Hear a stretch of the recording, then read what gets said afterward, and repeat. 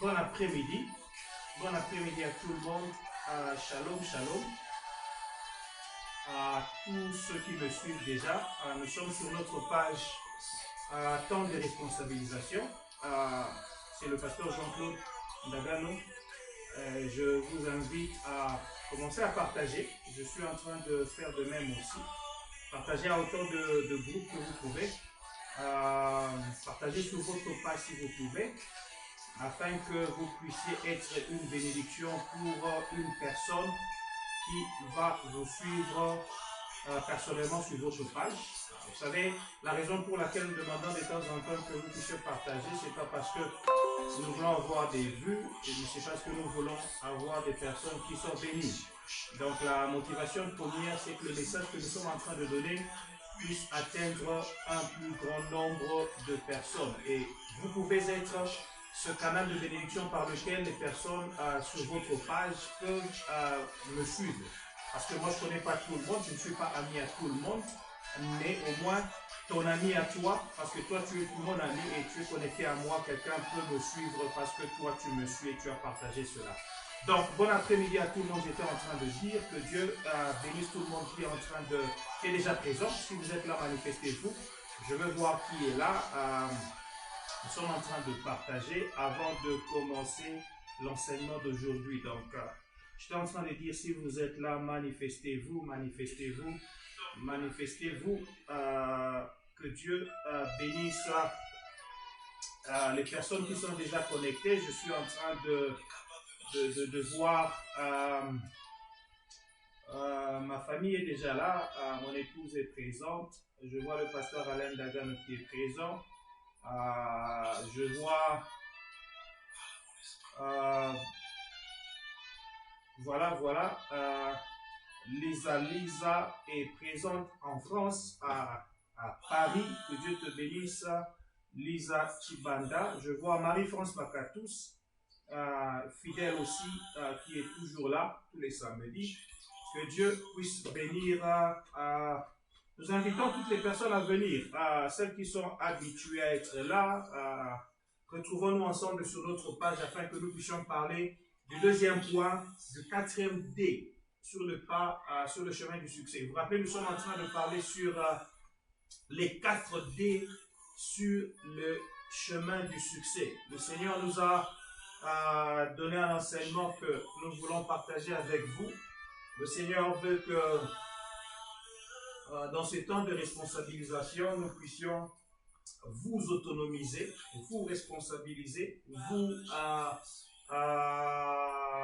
donner les atouts dont vous avez besoin pour que vous puissiez accéder à la prochaine étape de votre vie chrétienne. Et donc, les 2 samedis passés, j'ai parlé du désir. Et aujourd'hui, je vais parler de la décision.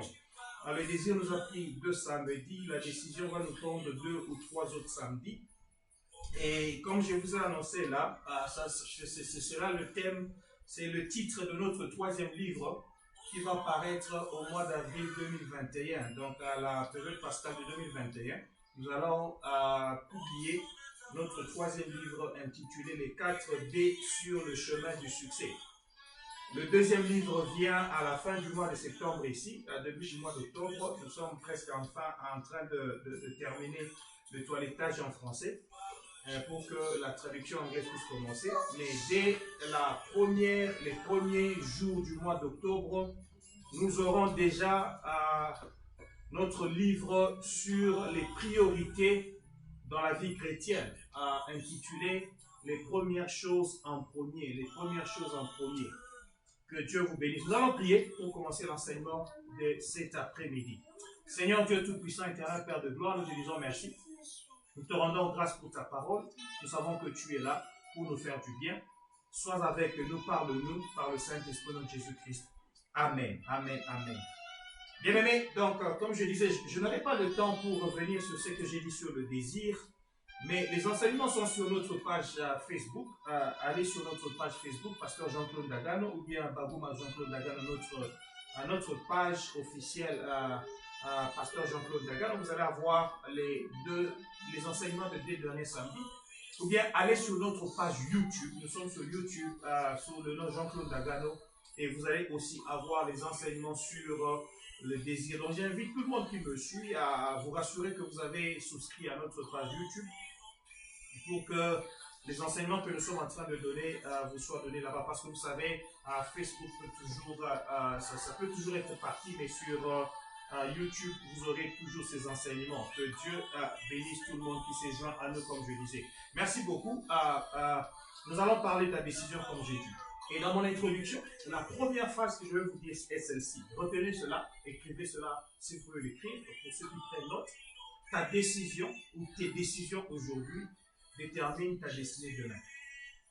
Ta décision aujourd'hui ou tes décisions aujourd'hui déterminent ta destinée demain. Ta destinée demain. C'est-à-dire ce que tu seras demain, dépend de ce que tu prends comme décision aujourd'hui. C'est ce que je suis en train de dire. Ta décision aujourd'hui détermine ta destinée demain. Vous savez, il y a un verset dans la Bible, un verset dans Proverbes chapitre 22, verset 7. J'aime beaucoup le livre de Proverbes. Je lis de temps en temps un chapitre par jour. Il y a 31 chapitres.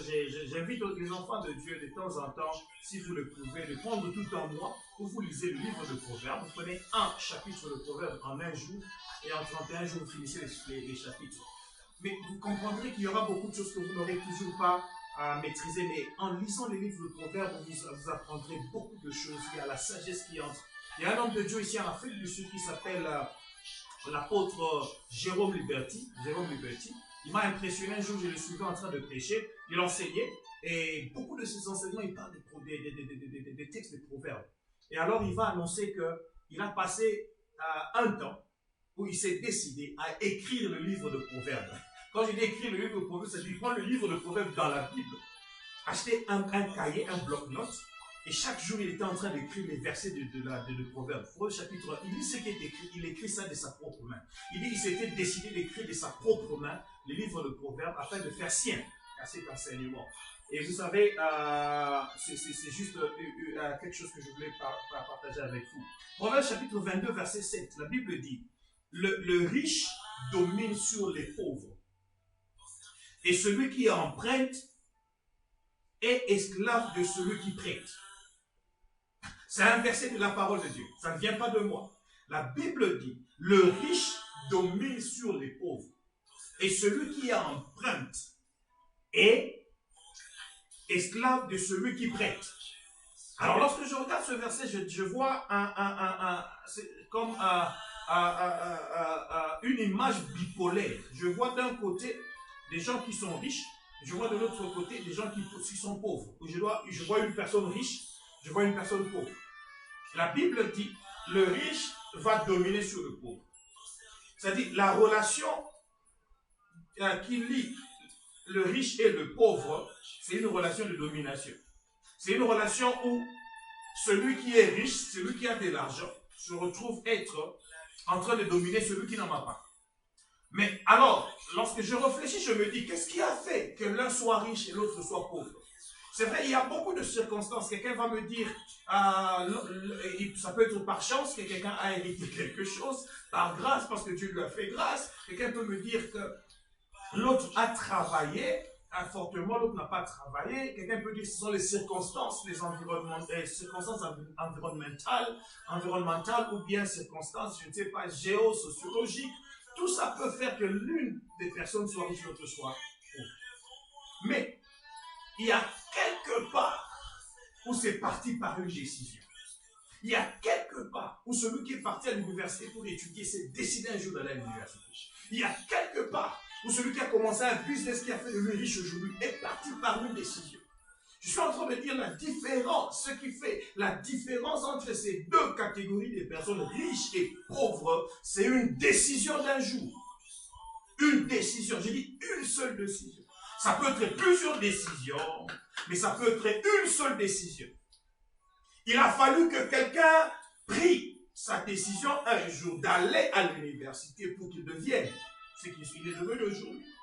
C'est-à-dire, je me suis décidé un jour d'aller à l'université faire la médecine. Je pouvais me décider de faire autre chose. Je suis aujourd'hui médecin, je suis spécialiste en médecine parce que je me suis décidé d'aller à l'université. Quand j'ai terminé comme tous les autres en étant généraliste, j'ai encore pris une décision de dire je veux étudier plus pour devenir spécialiste. C'est-à-dire, dans la catégorie de médecin, je me retrouve dans une catégorie de ceux-là qu'on appelle spécialistes et pas généralistes. Et ce qui fait la différence entre spécialiste et généraliste, c'est que celui qui est devenu spécialiste était décidé de se spécialiser. Donc la décision, je dis la décision d'aujourd'hui va déterminer ta destinée de demain. Ce que je suis aujourd'hui, c'est le concours des circonstances des décisions que j'ai prises hier. Alléluia. Alors, les décisions ont un impact sur ta propre vie, mais elles ont aussi un impact sur la vie des autres. Donc une décision aujourd'hui, par exemple recevoir Jésus-Christ, quand je me suis décidé de recevoir Christ le 24 avril 1994, cela a eu des impacts sur moi-même. Je suis devenu enfant de Dieu. Mon nom est inscrit dans le livre de vie. J'irai au ciel quand je mourrai. Le Seigneur, si le Seigneur revient et que je suis encore vivant, je serai pris avec lui. Ça sont des impacts de ma décision sur ma vie. Mais il y a aussi des impacts sur la vie des autres. C'est-à-dire, je suis devenu une bonne personne. Ma relation avec les autres, elle est devenue beaucoup meilleure. Je me retrouve aujourd'hui pasteur d'une église. Je dirige, il y a des gens qui sont sous moi, que je suis en train de former, qui acceptent de se faire élèves ou disciples sous moi, parce que j'avais pris une décision un jour de donner ma vie au Seigneur. Donc, ma décision a eu des impacts sur ma propre vie, mais aussi sur la vie des autres. Donc, une décision qui a été prise peut vraiment changer la destinée de tout un. Je voudrais vous montrer quelque chose dans la Bible alors que nous avons commencé. Très très puissant. Ruth. Parlons de Ruth. Ruth chapitre 1, à partir du verset 6. Vous savez l'histoire de Ruth, on parle d'un homme qui s'appelle Elimelech, qui avait une femme qui s'appelle Naomi, et il a eu deux enfants, un qui s'appelle Machlon, un autre qui s'appelle Kilion. Ils ont eu deux enfants, ils ont eu des femmes. Et l'une Machlon était mariée à Ruth et qui lui a été mariée à Orpa. Et se retrouve où à Moab. Et finalement, un jour arrive, je ne sais pas, par un concours de circonstances très malheureuses, Elimelech est mort et puis les deux enfants sont morts, donc Machlon et Kilion. Donc Naomi se retrouve veuve, Naomi se retrouve ayant perdu ses deux enfants. Naomi se retrouve finalement avec seulement deux belles filles, Orpa et Ruth. Et puis il apprend soudainement que Dieu a visité son pays. Ils étaient à Moab, ils sont Bethléemites, ils sont allés se réfugier à Moab. Et puis finalement il apprend que Dieu a visité son pays. Écoutez à partir du verset 6. Puis elle se leva et ses belles filles afin de quitter le pays de Moab. Car elle apprit au pays de Moab que l'Éternel avait visité son peuple et lui avait donné du pain. Soudainement, il y a une bonne nouvelle qui arrive, que dans ton pays, quelque chose est arrivé. Tu avais fui le pays parce qu'il y avait des problèmes. Aujourd'hui, il y a beaucoup de Congolais qui sont à l'étranger, qui sont réfugiés en Europe, qui sont réfugiés en Afrique du Sud, réfugiés je ne sais pas où. Et puis, soudainement, vous apprenez, vous avez quitté le pays parce que rien n'était bon là-bas. Finalement, on vous dit non, tout va bien, tout va très bien. Et Ruth Naomi se décide de rentrer dans son pays. Elle sortit du lieu qu'elle habitait, accompagnée de ses deux belles filles. Elle se mit en route pour retourner dans le pays de Juda. Naomi dit alors à ses deux belles filles, allez, que chacune de vous retourne à la maison de sa mère. Que l'Éternel use de bonté envers vous, comme vous l'avez fait envers ceux qui sont morts et envers moi. Naomi va dire à ses filles, moi je rentre dans mon pays. Mon mari est mort, mes filles sont mortes. Vous n'avez plus le mari. Rentrez dans la maison de vos parents. Que l'Éternel vous fasse trouver à chacune du repos dans la maison d'un mari. Et elle les baisa. Elles élevèrent la voix et pleurèrent. Et lui dirent, non, nous irons avec toi vers ton peuple. Ils ont pris une décision. Ils disent, non, mais, maman Naomi, nous ne te laissons pas, nous partons avec toi. Mais Naomi va insister. Il dit, pourquoi vous allez me suivre? Je suis vieille. Je ne veux plus me remarier. Et même si je me remarierai aujourd'hui, est-ce que vous allez attendre que j'ai des enfants pour que ces enfants-là deviennent encore vos maris? Parce que dans la culture juive, il était fait que si un enfant, si une femme mourait, si un mari mourait, donc son frère prenait la femme pour continuer la progéniture de son frère. Mais maintenant, Ruth leur fait voir la situation et dit, mais c'est impossible, vous voyez que moi je meurs, je suis en train de partir. Alors Orpa va baiser sa belle-mère et va partir. Verset 14. Elles élevèrent la voix et pleurèrent encore. Orpa baisa sa belle-mère, mais Ruth s'attacha à elle. Malgré cela, malgré l'explication de Naomi, Ruth s'est décidée à rester avec sa belle-mère. Écoute verset 15. Naomi dit à Ruth, voici ta belle-sœur est retournée vers son peuple, vers ses dieux. Retourne comme ta belle-sœur. Ruth, verset 16, répondit, ne me presse pas de te laisser, de retourner loin de toi. Où tu iras, j'irai. Où tu demeureras, je demeurerai. Ton peuple sera mon peuple et ton Dieu sera mon Dieu. Où tu mourras, je mourrai et je serai enterré. Que l'Éternel me traite dans toute sa rigueur si autre chose que la mort vient à me séparer de toi. Verset 18, Naomi, la voyant, décidée à aller avec elle, cessa d'insister auprès d'elle. Ruth a pris une décision et sa décision était ferme. La première fois qu'elles ont pris la décision ensemble, elles ont dit, nous partons avec toi. Naomi leur a expliqué, on va changer de décision, on va quitter. Mais Naomi a continué à dire, je vais aller avec toi. Où tu iras, j'irai avec toi. Ton peuple sera mon peuple, ton Dieu sera mon Dieu. Là où tu mourras, je mourrai. Et elle se décide. J'aime le verset 18, la Bible dit, Naomi, la voyant décider à aller avec elle, cessa d'insister auprès d'elle. Parce que, bien aimé, il est bon de prendre la décision, mais il est bon de prendre une décision et de rester ferme dans sa décision. Est-ce que je peux répéter cela? J'ai dit, il est bon de prendre une décision, mais il est mieux de prendre une décision et de rester ferme dans sa décision pour y demeurer. Parce que chaque fois que quelqu'un prend une décision, il y a toujours des occasions pour que quelqu'un d'autre vienne chercher à t'influencer, à te sortir de ta décision. Chaque fois que quelqu'un prend une décision, il y a toujours une opportunité pour une autre force contraire pour venir t'influencer dans ta décision. Voilà pourquoi il y a des gens qui ont reçu Christ, qui ont pris la décision de marcher avec Jésus et qui ont abandonné Jésus un jour. Parce qu'il y a d'autres forces qui viennent contraires à changer ta décision. Mais maintenant, lorsque l'on prend une décision et qu'on veut s'engager sur le chemin du succès, il faudrait que ta décision soit ferme. Je dis, il faudrait que ta décision soit ferme. Par décision ferme, ça veut dire, tu te décides de faire quelque chose et tu dis, rien ne pourra faire changer ma décision. Ruth a refusé que Naomi ne puisse changer sa décision. Ruth a refusé que soit rien d'autre ne puisse changer. Il a même pris Dieu à témoin. Il dit que Dieu soit témoin, si ce ne soit que la mort seulement qui me sépare de Dieu. C'était sa décision. Et la Bible dit, Naomi, la voyant, décider. Il faudrait que quelqu'un voie que ta décision est ferme. Je suis en train de dire à quelqu'un, il faudrait que quelqu'un puisse témoigner qu'il a vu que tu aies pris une décision et que ta décision est ferme. Il ne faudrait pas que tu ballottes dans ta décision. que tu aies dit que tu t'es décidé de faire quelque chose et après demain, tu ne sais pas si il faut le faire. Voilà pourquoi je vais prendre, il y aura une séance où je vais vous enseigner sur le processus de prendre une bonne décision et de s'attacher à sa décision. Parce que c'est important de prendre la décision, c'est important de prendre une décision, c'est important de devenir dans sa décision. Et maintenant, Ruth,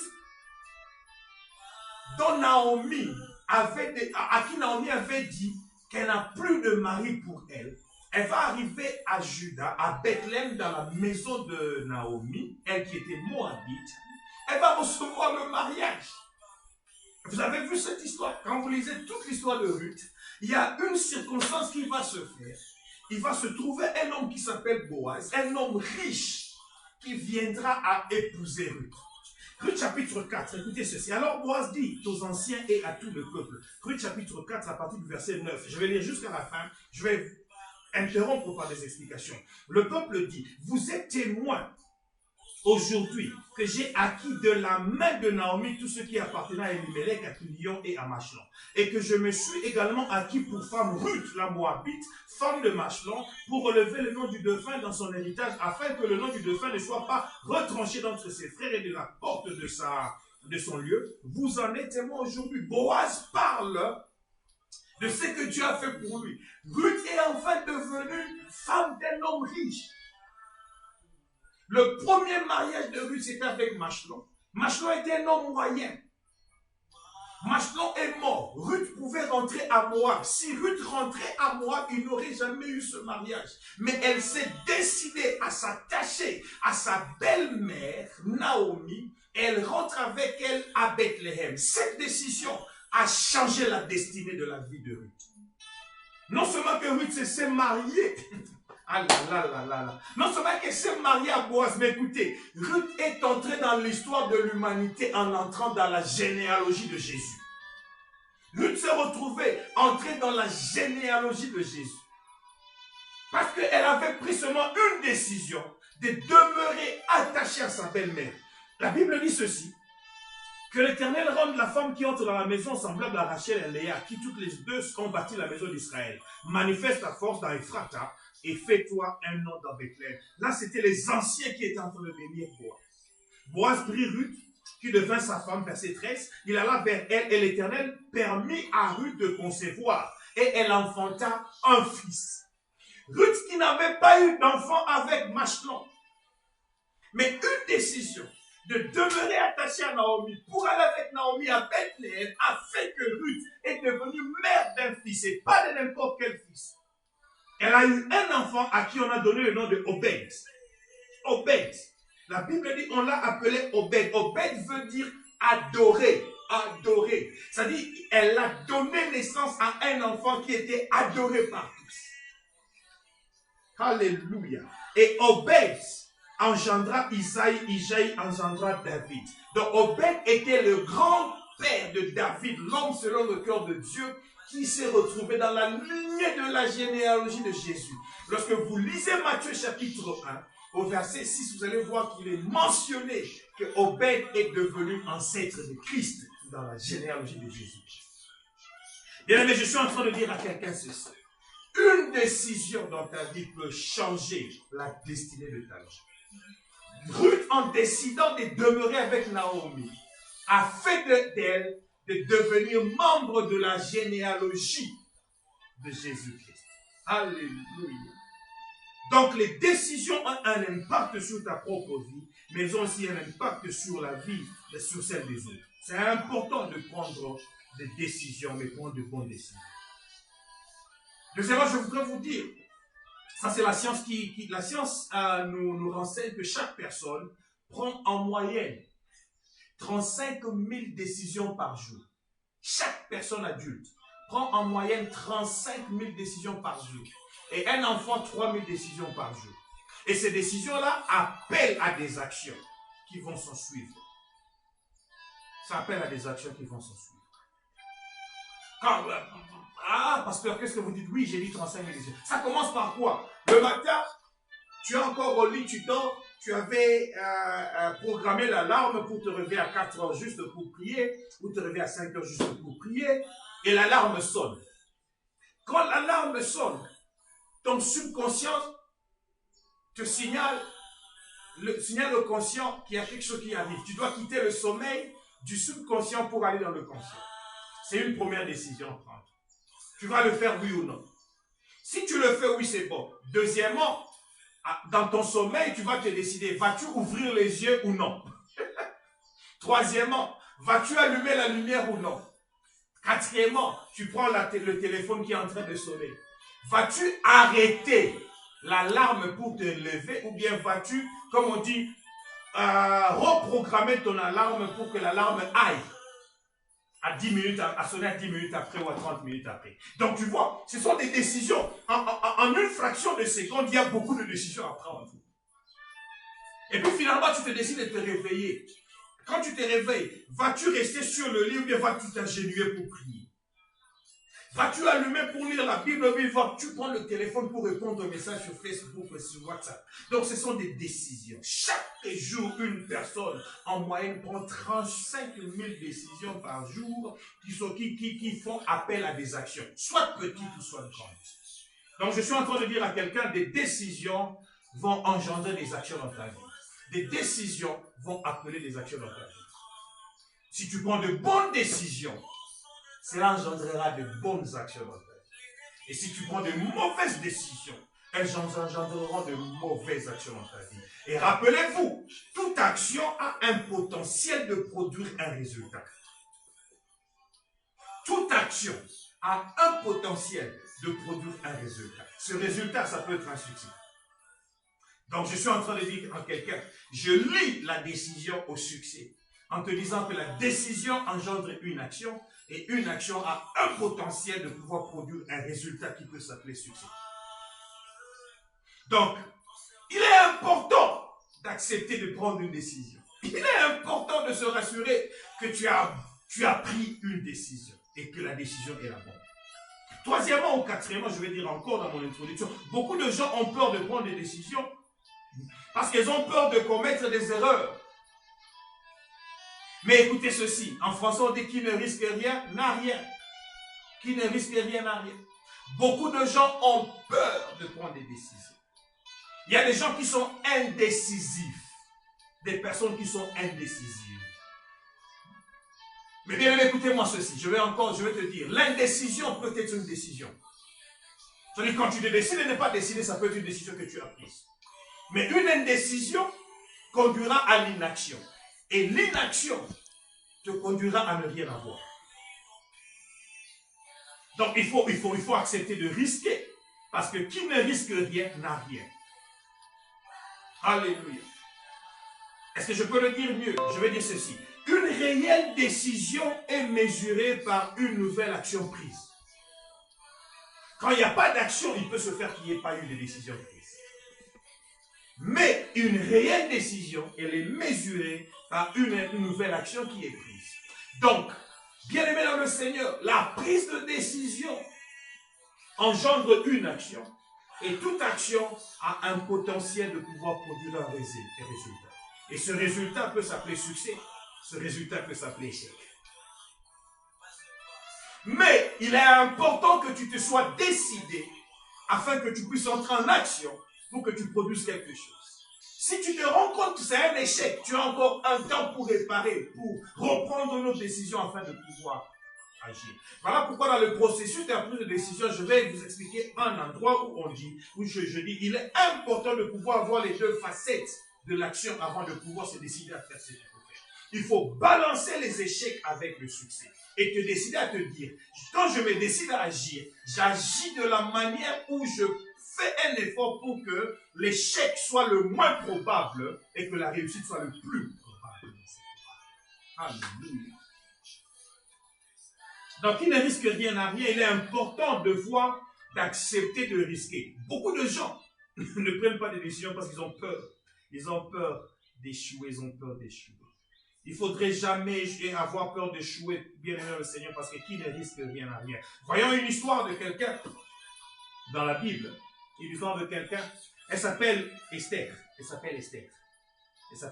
C'est dans Esther chapitre 4. Il y a une histoire qui est apprise. Il y a un certain monsieur qui s'appelle comment il s'appelle, un certain monsieur Aman qui veut que le peuple des Juifs puisse disparaître dans l'empire où se trouve. Et Mardochée apprend cela alors que sa cousine où sa cousine se retrouve dans le palais royal et que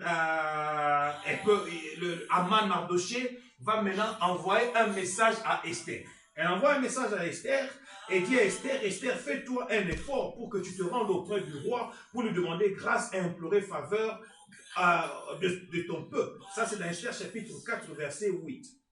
Esther, maintenant, lorsqu'elle a appris l'histoire, Esther va dire maintenant, faire le message, vous savez, c'est pas que tous ceux qui sont dans la cour vont se présenter auprès du roi. Tu vas auprès du roi seulement lorsque le roi lui-même t'invite. Donc c'est difficile pour moi pour vous dire que je vais me rendre auprès du roi. Sinon, si le roi m'invite, je vais y aller. Non, bien aimé, écoutez ceci. Mardochée va parler à Esther pour dire, Esther, je ne sais pas si toi tu comprends que si toi tu es dans ce palais-là, c'est peut-être pour des moments comme ceci que Dieu a voulu que tu sois là-bas, afin que tu puisses être l'interlocutrice de ton peuple auprès du roi, auprès de l'empereur ou du roi. Alors Esther va envoyer un message à Mardochée, versets 16 à 17, écoutez. Va, rassemble tous les Juifs qui se trouvent à Sus. Jeûnez pour moi, sans manger ni boire pendant 3 jours, ni le jour ni la nuit. Moi aussi je jeûnerai de même avec mes servantes, puis j'entrerai chez le roi. Écoutez ceci, malgré la loi. J'entrerai chez le roi malgré la loi. Et si je dois périr, je périrai. Esther 4, verset 16. Allez jeûner. Priez pour moi. Moi aussi, je veux jeûner. Je vais prier. Après, il dit, je vais entrer chez le roi, malgré la loi. Ça, c'est une décision qui est prise avec risque. Parce que je vous ai dit, beaucoup de gens échouent dans la vie parce qu'elles ne prennent pas de décisions, parce qu'elles ont peur d'échouer. Elles ont peur des risques. Elles ont peur des conséquences qui viennent après leur décision. La décision d'Esther ici était que le roi n'accepte pas que quelqu'un vienne le voir si lui-même n'a pas invité la personne. Et le roi ne m'a pas invité pour que je vienne maintenant. Mais je comprends qu'il y a un complot contre le peuple juif. C'est que je dois me décider d'entrer pour aller voir le roi. Priez pour moi. Rassemblez-vous, priez. Moi aussi, je veux prier. Et puis, je partirai voir le roi. Il dit, malgré la loi qui dit que personne ne peut voir le roi, si le roi ne l'a invité, moi, je vais partir voir le roi. Et si je dois périr, je périrai. Si je dois périr, je périrai. Donc, il y a 2 fois, et cela est important, que tu puisses prendre des décisions, mais en sachant qu'il y a des risques. Et les risques ne devront pas t'arrêter pour ne pas prendre une décision. Alléluia. Voilà, bien aimé dans le Seigneur, dans l'introduction, c'est ce que je voulais vous dire. Je voudrais rapidement vous dire c'est quoi une décision. Pasteur, vous avez parlé pendant longtemps, c'est quoi une décision? Une décision, c'est une action c'est l'action de trancher. L'action de trancher. C'est l'action de décider. Donc, c'est l'action de trancher. C'est-à-dire, c'est prendre un choix après délibération et après arbitrage, après considération.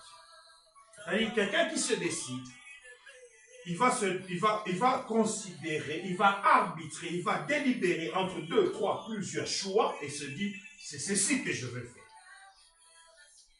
C'est quoi une décision? C'est le résultat de cette action, l'action de trancher. C'est une résolution prise. Voilà pourquoi c'est important que vous puissiez considérer les choses qui sont autour de vous afin de prendre la bonne décision. Voyons rapidement, et c'est là où je vais terminer aujourd'hui, l'histoire de quelqu'un qui a pris une décision un jour et comment cette décision a affecté sa propre vie et affecté la vie des gens autour de lui. Je vais parler de Jacob.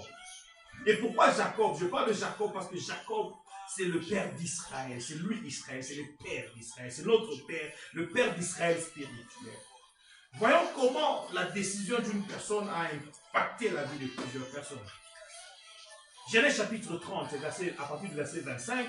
Vous pouvez lire tout à partir du verset 25 jusqu'à la fin. Genèse chapitre 30. Genèse chapitre 30.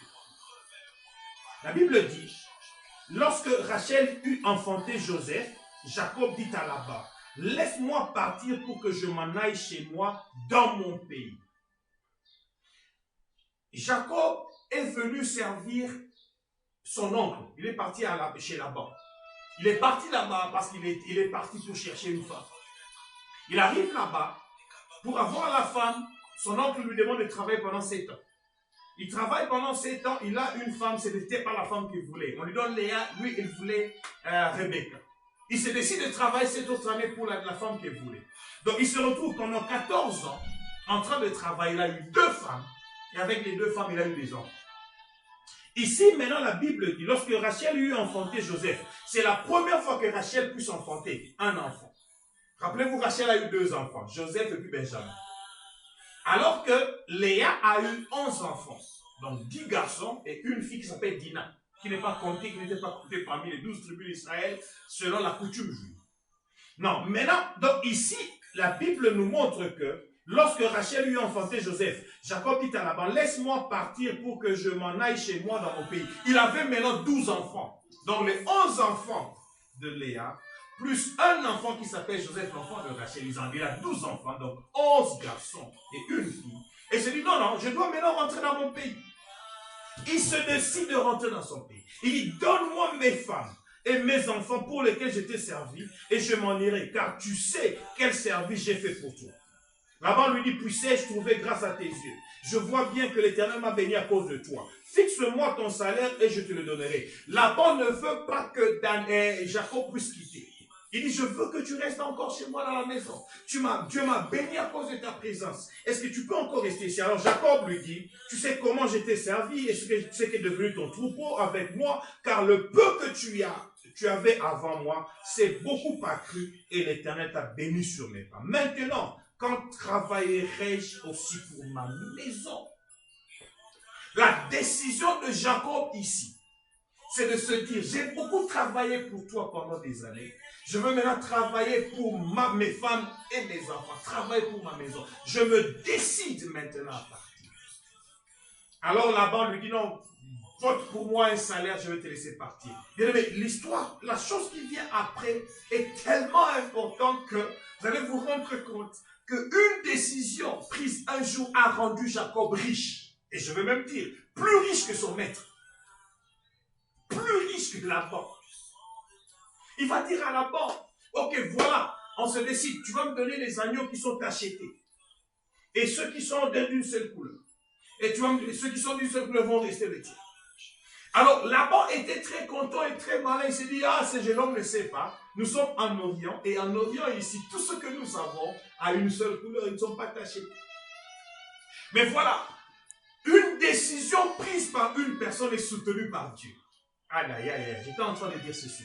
La décision prise par Jacob est soutenue par Dieu. C'est-à-dire, Dieu est assis au trône et il attend que quelqu'un prenne une décision afin qu'il puisse potentialiser ta décision pour te produire le succès. Bien-aimé, Dieu est responsable de ton succès, mais tu es le responsable numéro 1 de ton succès en ce sens que tu dois t'engager à te retrouver sur le pas ou le chemin de ton succès, afin que le succès que Dieu a préparé pour toi, tu puisses le rencontrer. Et pour cela, une décision prise un jour, elle est importante pour te mettre sur le concours de circonstances qui va te faire rencontrer sur le chemin du succès que Dieu a préparé. Est-ce que je suis en train de parler à quelqu'un? Laban était très content, il s'est dit, ah, cet enfant, il sait pas, il sait lui-même duper, il n'aura jamais de troupeaux. Mais Jacob il va dessiner des rayures au point de mur là où les brebis étaient en train de venir boire de l'eau. Et chaque fois qu'elle buvait de l'eau, la Bible dit, elles entraient en chaleur, elles voyaient ce qu'elles voyaient là et reproduisaient ce qu'elles voyaient. Dieu a utilisé le principe de la reproduction selon la vue. Dieu a utilisé le principe de la reproduction selon ce que tu vois. Tu reproduiras exactement ce que tu vois. Parce que la décision que tu as prise est en train de te mettre sur le chemin où Dieu a déjà préparé quelque chose pour toi. Et Jacob, qui s'appelle supplanteur, qui est encore le supplanteur, qui deviendra Israël, le béni de Dieu, de la supplantation à la bénédiction, un mot se trouve au milieu, ça s'appelle décision. Alléluia. C'est-à-dire l'ancienne histoire de Jacob le supplanteur à la nouvelle histoire d'Israël le béni de Dieu. Il se retrouve quelque chose qui lie cela. Ça s'appelle décision. La décision est le point qu'il te faut pour quitter de la supplantation et entrer dans la bénédiction. Jacob, pour couper l'histoire courte, les animaux qui sont en train de venir ont commencé à reproduire les animaux selon les formes de ceux qui appartiennent, des animaux qui devaient appartenir, des produits qui devaient appartenir à Jacob. Jusqu'au moment où qu'est-ce qui est arrivé? Lisez Genèse chapitre 30, verset 43. Il est écrit, cet homme devint de plus en plus riche. On parle de Jacob, il devint de plus en plus riche. Il eut du menu bétail en abondance, des servantes et des serviteurs, des chameaux et des ânes. Au point que il est devenu plus riche que son maître. Ah, je suis en train de parler à quelqu'un. Je voudrais dire à quelqu'un, nous sommes dans la saison où la décision d'une personne, la décision que tu prendras, te donnera plus que ton maître n'a jamais eu. Je suis en train de voir une saison où les personnes qui t'ont appris les choses vont comprendre qu'elles t'ont appris des choses que toi tu as apprises afin que toi tu deviennes plus forte qu'elles, que tu deviennes plus influente qu'elles, que tu deviennes plus grande qu'elles. Je suis en train de parler à quelqu'un, là où tu es, une seule décision te fera quitter de la supplantation pour te faire entrer dans la bénédiction. Alléluia. Alléluia. Je vais dire 4 choses avant de terminer. Premièrement, c'est que ta pensée peut concevoir. Tu peux réaliser cela. Il faut seulement que ta pensée conçoive quelque chose. Il faut seulement que tu te décides à pouvoir concevoir quelque chose. Alors que je suis en train de parler à des gens, je veux te dire ceci. Aie une idée et décide-toi de concevoir cela. Et applique cela. Parce que ton avenir dépend de quelque chose qui doit être fait aujourd'hui. Ta décision aujourd'hui va déterminer ta destinée demain. Deuxièmement, c'est important de prendre la bonne décision. Mais prendre la bonne décision à temps. Pas trop tard. Pas avant le temps. Prendre la bonne décision à temps. Jacob ne s'est pas pressé après 7 ans. Il n'était pas pressé après 10 ans. Quand c'était le temps de Dieu, parce que Dieu est providentiel dans son temps. Est-ce que je peux répéter cela? Il est providentiel dans son temps. Sa provision se retrouve être gardée pour toi dans son temps. Mais dans ce temps-là, il faudrait maintenant que tu aies compris le temps de Dieu pour que tu prennes la bonne décision. Anne a pris la meilleure décision de pouvoir faire vœu à Dieu au temps où Dieu était en train de chercher des sacrificateurs pour Israël. C'est-à-dire, lorsque ta décision vient rencontrer la providence de Dieu, je te dis, ta destinée est plus que meilleure.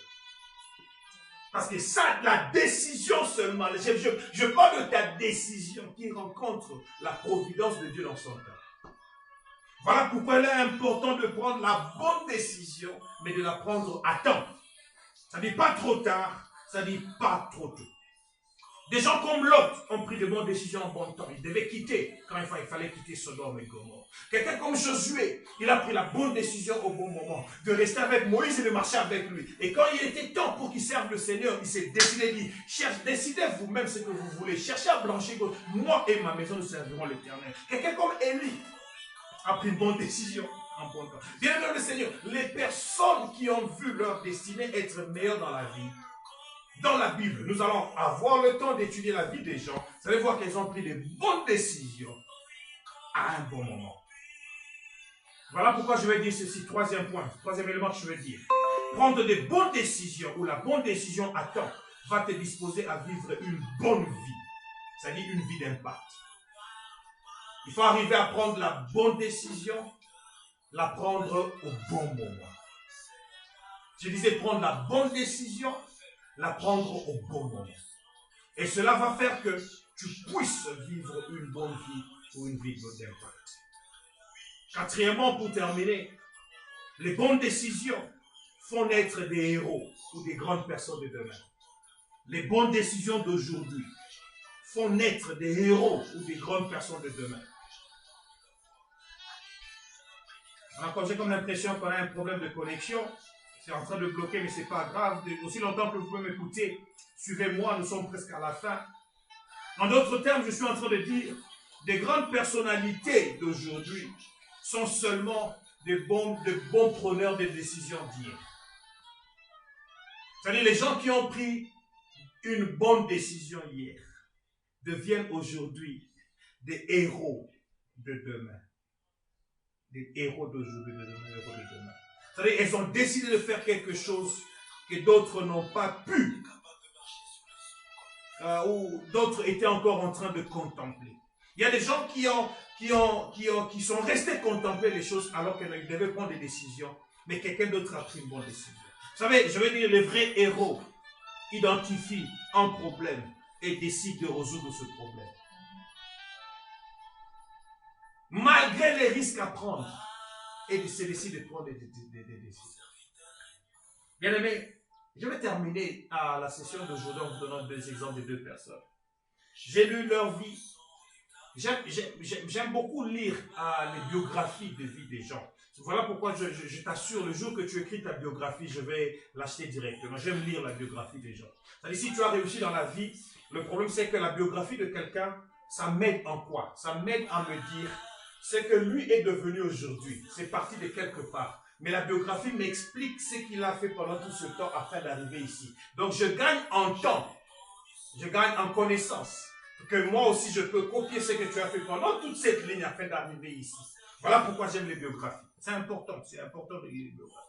J'ai lu la biographie d'un homme qui s'appelle Jeffrey Bezos. Jeffrey Bezos. Bezos c'est B-E-Z-O-S. C'est un nom auquel il faut t'habituer parce que c'est l'homme le plus riche du monde. C'est l'homme le plus riche du monde. C'est le CEO, le propriétaire, le fondateur de la maison Amazon.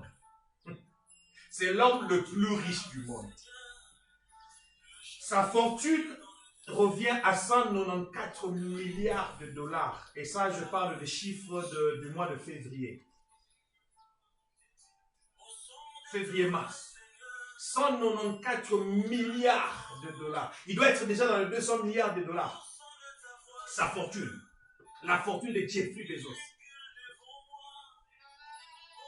Ce monsieur-là, il produit par jour,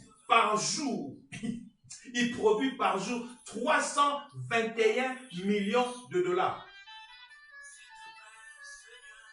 Donc sa fortune, la fortune de Bezos, c'est 40 fois le budget d'un pays comme la RDC. C'est la fortune d'une personne. Je vais vous expliquer un peu pour que vous compreniez quel argent ce monsieur a. Donc son argent à lui, c'est 40 fois le budget annuel de la RDC, mon pays. Jeffrey Bezos. Ce monsieur est devenu milliardaire pas en 50 ans, pas en 80 ans. Il a commencé son entreprise en 1994, donc ça fait 25 ans.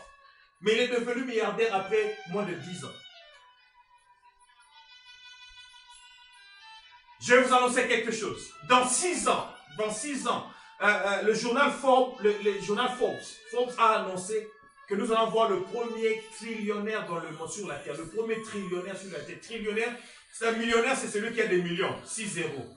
Milliardaire, c'est celui qui a des milliards, 9 zéros. Un trillionnaire, c'est celui qui a des trillions, c'est-à-dire 12 zéros. C'est-à-dire son argent, à lui, on le met avec 12 zéros. Pas 12 zéros avant, 12 zéros après. Le premier trillionnaire, ce sera Jeffrey Bezos. Et si son business continue à s'expandre tel qu'il s'expand maintenant, dans 6 ans, c'est-à-dire en 2026, il sera un trillionnaire. Mais bien aimé, vous savez comment il est arrivé à avoir cet argent? Il s'est décidé un jour, le 12 juin 1994, il s'est décidé à commencer une librairie online, une librairie sur Internet. Il aimait lire des livres, il avait commencé à magasiner des livres, et puis il se dit, il commençait à distribuer des livres pour que les gens achètent. Mais il se dit, comment je vais atteindre les 50 États des États-Unis alors que moi je suis ici à Washington? Il vit dans une petite ville qui s'appelle Bellevue. Il vivait chez ses parents. Le premier bureau de Amazon, c'était dans le garage de la maison familiale.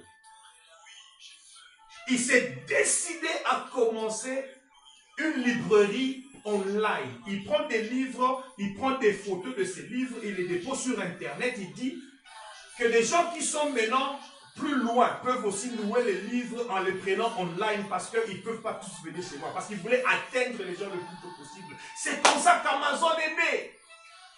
C'est la décision d'une personne de créer une librairie online qui a fait de lui aujourd'hui l'homme le plus riche du monde. Il a dépassé même Bill Gates qui était très riche, le plus riche pendant longtemps. La différence entre la fortune de Bezos et de Bill Gates, parce que Bill Gates est numéro 2, la fortune de Bill Gates au moment où Bezos était 194, Bill Gates est 115. Différence de plus de 80 milliards de dollars. Mais lorsque vous voyez aussi Bill Gates, je sais beaucoup de gens ne l'aiment plus maintenant là, avec cette histoire de vaccination, de Covid-19 et tout ça, mais prenons le positif de ce monsieur. À 17 ans, Bill Gates était encore élève. Et dans son école privée où il étudiait, il y avait un problème sur un programme d'informatique. On devait créer un programme pour faciliter aux enseignants de pouvoir ranger les étudiants dans le fiche, je ne sais pas, fiche d'examination, quelque chose. Et ce garçon de 17 ans a créé ce programme. Et il a vendu ce programme à son école à 4200 $. Je ne sais pas combien de temps il a passé en train de fonctionner, de travailler ce programme. Et ce programme-là a créé ce qu'on appelle aujourd'hui Microsoft. Mais la première fois qu'il a vendu ce programme, c'était 4200. À 17 ans, élève, il a vendu à son école. Il y avait un problème. Il a identifié le problème. Il a pris la décision de résoudre ce problème. Je vais conclure par vous dire, le vrai héros aujourd'hui sont ceux-là qui vont identifier le problème et se décider à donner solution à ces problèmes. Et le succès sera ta part. Que Dieu vous bénisse. On va prier. Dieu Tout-Puissant, Dieu de gloire, je prie pour les amis, les frères, les sœurs, les personnes qui m'ont suivi. Je prie qu'une décision soit prise aujourd'hui qui va impacter leur futur demain. Je prie qu'une décision soit prise aujourd'hui qui va faire de leur futur un succès assuré. Nous avons dit que chaque décision produit une action. Et chaque action a un potentiel pour produire un résultat qui peut être un succès ou un échec. Mais parce qu'ils ont Christ, je les condamne à produire comme résultat succès. Au nom de Jésus. Nous prions. Je prie pour les personnes qui me suivent. Je prie pour ce temps de responsabilisation. Que les personnes qui m'ont suivi puissent recevoir ce moment comme un temps d'impactation afin que le succès soit leur partage. Qu'une décision meilleure soit prise. Attends, aujourd'hui et maintenant, afin que le succès soit leur. Au nom de Jésus, nous avons prié. Amen. Que Dieu vous bénisse. On se retrouve samedi prochain. Et je vais vous parler des clés pour prendre des bonnes décisions dans la vie. Que faire pour prendre de bonnes décisions dans la vie? Quelles sont les étapes de ta vie afin de pouvoir procéder pour prendre de bonnes décisions? Que Dieu bénisse toute personne qui nous a suivis. Nous bénissons Maman Mita Mwalong qui nous a suivis de Pretoria. Je bénis Nono Ruth Viokolo qui m'a suivi à Kinshasa. Que Dieu te bénisse. Je bénis Mama Wiva qui nous a suivis des États-Unis. Que Dieu te bénisse. Que Dieu bénisse l'évangéliste Turam qui m'a suivi du Congo. Que Dieu bénisse Marie-France Bakatous, Lisa Ndagano qui nous ont suivis, Lisa Ndagano qui nous a suivis à partir de la France. Je bénis Alexa qui m'a suivi à partir du Congo, je crois de Lubumbashi. Nous saluons, nous bénissons mon frère Richard Lubuku qui me suit à partir de Toyo Irandu à Limpopo. Que Dieu bénisse Papa Feli qui m'a suivi à partir de Pochestrum ici, Feli Lukusa et encore beaucoup d'autres personnes que j'ai vu beaucoup d'anglophones, Roger Newman, j'ai vu plusieurs personnes qui nous ont suivis. Que Dieu bénisse Glody Michel Wambela pour nous avoir suivis et merci beaucoup. Retrouvons-nous samedi prochain pour pour le prochain enseignement sur la décision. Bye bye.